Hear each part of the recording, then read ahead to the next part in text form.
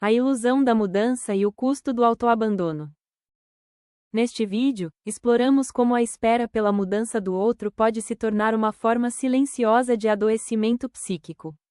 Inscreva-se para aprofundar reflexões sobre saúde emocional, limites psíquicos e reflorescimento feminino, com base ética e clínica. Olá, hoje a gente vai mergulhar num tema que é delicado, mas olha, super necessário. O custo emocional de ficar em relações onde a promessa de mudança parece que nunca chega. Vamos entender juntos como essa espera pode acabar se transformando numa forma de adoecer. E para começar, a fonte que a gente está analisando já chega com essa frase, que tem um impacto enorme. Ela resume perfeitamente a essência de um sofrimento que muitas vezes ninguém vê, mas que é sentido lá no fundo. E é exatamente essa a dor. Não é aquela dor de uma briga, sabe, de uma agressão clara. É a dor silenciosa de ficar esperando que o outro amadureça, que a ficha caia, que um dia o amor vai ser o suficiente para mudar algo que, na verdade, nunca se sustenta. Então tá, vamos entender isso melhor. Essa dor silenciosa não é uma coisa abstrata, sabe? Ela aparece de formas bem concretas. Um cansaço que não passa, uma confusão mental e uma pergunta que fica ecoando na cabeça. Pois é, tá aí a pergunta. Aquela que fica martelando na cabeça, alimentando a culpa, a dúvida. Ela surge de uma dinâmica onde a gente valoriza mais o potencial do que a realidade. E é bem aí que o adoecimento começa a se instalar. Então, o ponto central aqui é o seguinte, e isso é muito importante. A ideia não é tomar uma decisão no calor do momento. O objetivo é ganhar clareza para diferenciar o que é um processo de mudança de verdade e o que é só teatro. Porque confundir os dois pode custar anos da nossa vida psíquica. Mas, afinal, por que é tão difícil sair desse ciclo de espera? Por que a gente fica esperando? A psicanálise dá uma pista bem interessante sobre isso, que é o papel da fantasia como um mecanismo de defesa. Sabe, foi o Freud que falou sobre isso. Ele explicou como a nossa mente cria umas narrativas para a gente conseguir aguentar uma realidade que é muito dura. A historinha geralmente é, mas a pessoa não é assim de verdade, ela vai mudar quando perceber o quanto me magoa. Essa fantasia não é boba, ela tem uma função, nos proteger. E olha que interessante essa dualidade.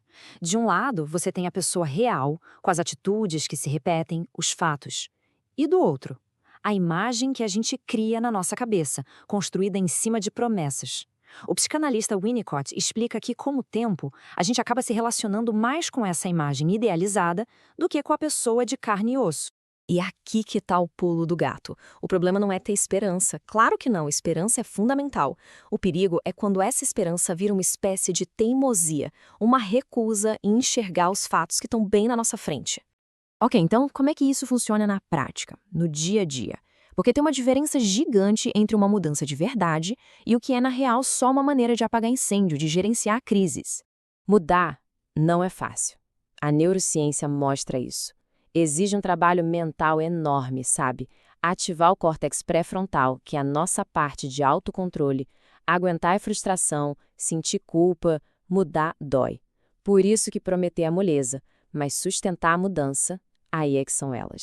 E aí a gente entra nesse ciclo que é um ciclo viciante. Olha só como funciona. Primeiro vem a tensão, o conflito. Depois a promessa de mudança. Aí vem um alívio. Só que depois, tudo de novo. O padrão antigo volta. Isso não muda nada, só gerencia a crise. E com o tempo o corpo sente. Vira exaustão pura.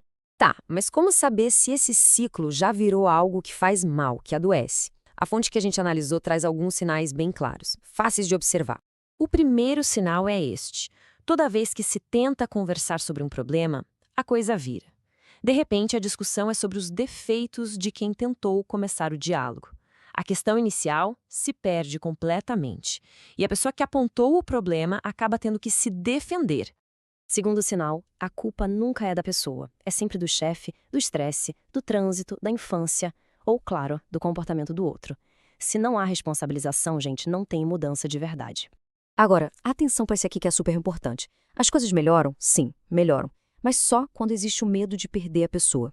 A ameaça de um término aparece, a pessoa melhora. A poeira baixa, a relação se acalma e tudo volta a ser como era antes. Isso é regulação pelo medo, não por consciência. E cria uma esperança que vem e vai, um dos vínculos mais difíceis de quebrar. E esse aqui talvez seja o sinal mais grave de todos. Quando você tenta colocar um limite saudável, E o que vem em troca é punição, silêncio, cara feia, ironia, distanciamento. Isso é um sinal claríssimo de que a relação não é sobre parceria, é sobre controle. Depois de olhar para todos esses sinais, a análise propõe uma virada de chave, uma mudança total de perspectiva. O foco para de ser o outro e passa a ser a gente. A pergunta que a gente costuma se fazer é essa aí: será que essa pessoa pode mudar? É uma pergunta que mantém a gente no mesmo lugar, né? Porque ela foca no potencial, na fantasia, na esperança de um futuro que talvez nunca chegue. Mas a pergunta que de fato importa, que traz a gente de volta para a realidade, para o nosso poder de escolha, é outra. Eu consigo viver bem, feliz com essa pessoa do jeitinho que ela é hoje, não com a promessa de amanhã, com a realidade de hoje. E para a gente fechar, fica essa reflexão final. Às vezes, o maior ato de amor que podemos ter é com a gente mesmo, reconhecendo a realidade e nos escolhendo em primeiro lugar. Esperar para sempre não é amor, é autoabandono disfarçado de esperança. Se este vídeo fez sentido para você, cuide-se, floresça e compartilhe este conteúdo com outras mulheres que desejam reflorescer emocionalmente.